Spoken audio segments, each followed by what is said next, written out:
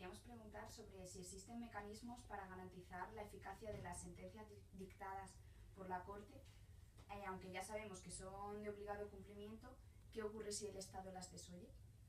Bueno, el sistema interamericano prevé que la Asamblea General de la OEA tenga que dar seguimiento a la sentencia de la Corte Interamericana, pero en realidad esto ha tenido un carácter meramente formal y es la propia Corte la que le da seguimiento a través de mantener los casos abiertos, y en la práctica tiene abiertos alrededor de un 80% de los casos después de dictar sentencia.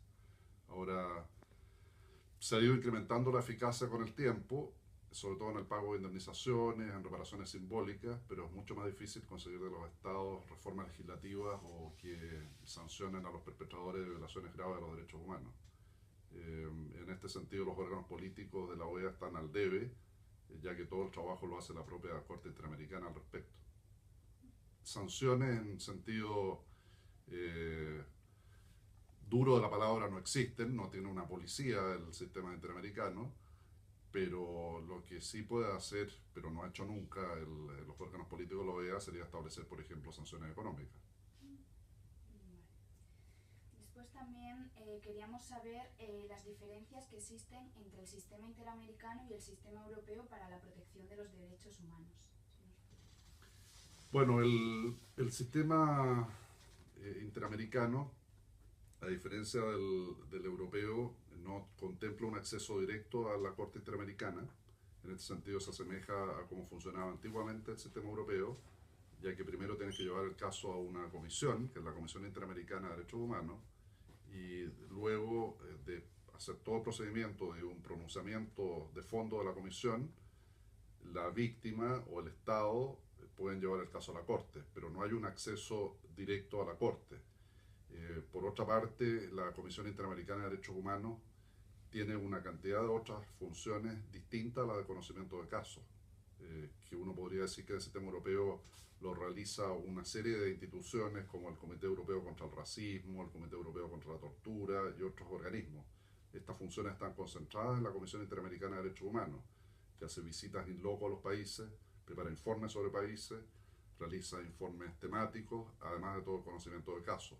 Y es un organismo que está dando un monitoreo permanente a la situación de los derechos humanos, emitiendo comunicados de prensa, manteniendo comunicaciones por escrito con los estados, realizando audiencias temáticas, etc.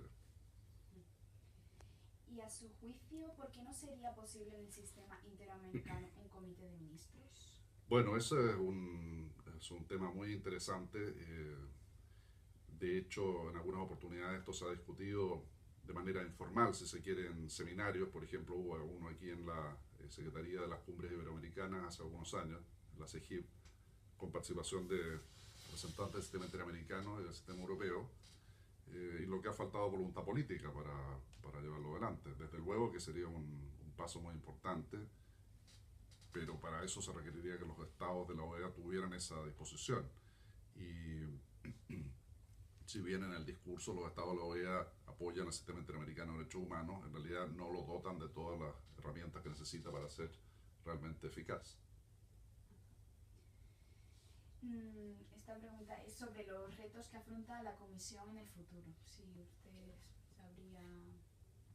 Bueno, yo creo que la Comisión, al igual que la Corte, cumplen un papel muy importante y tienen un impacto relevante, por ejemplo, a través de casos paradigmáticos. En este sentido, el trabajo de la Comisión y de la Corte ha permitido instalar una serie de temas en materia de derechos de los pueblos indígenas, derechos de las mujeres, derechos de las minorías sexuales, derechos de los migrantes, de los afrodescendientes, además del tema de violaciones masivas sistemáticas de los derechos humanos, etcétera, a lo largo del tiempo. Y asimismo también contribuye de manera muy importante para dar seguimiento a la situación interna de los estados, para que emprendan reformas legislativas, para que lleven adelante políticas públicas para proteger de mejor manera los derechos humanos. Sin embargo, yo diría que el gran déficit del sistema interamericano de derechos humanos tiene que ver con el retraso procesal. Y si bien hay una cantidad de sentencias paradigmáticas e informes de fondo paradigmáticos de la Corte y de la Comisión respectivamente, existe una gran cantidad de casos pendientes. Entonces, es cierto que al ser paradigmáticos esos casos muchas veces tienen un efecto que va más allá de la víctima o víctimas particulares de ese caso.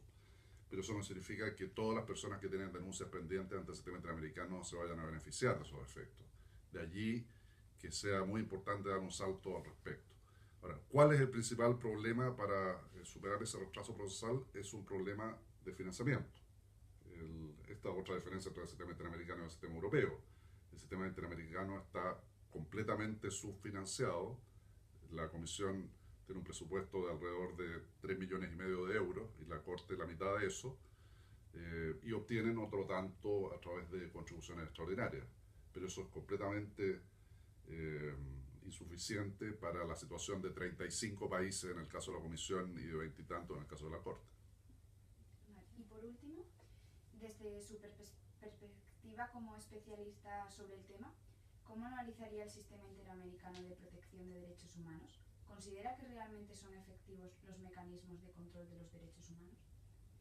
Bueno, yo creo que cumple una función muy importante el sistema interamericano de derechos humanos, aún con sus insuficiencias.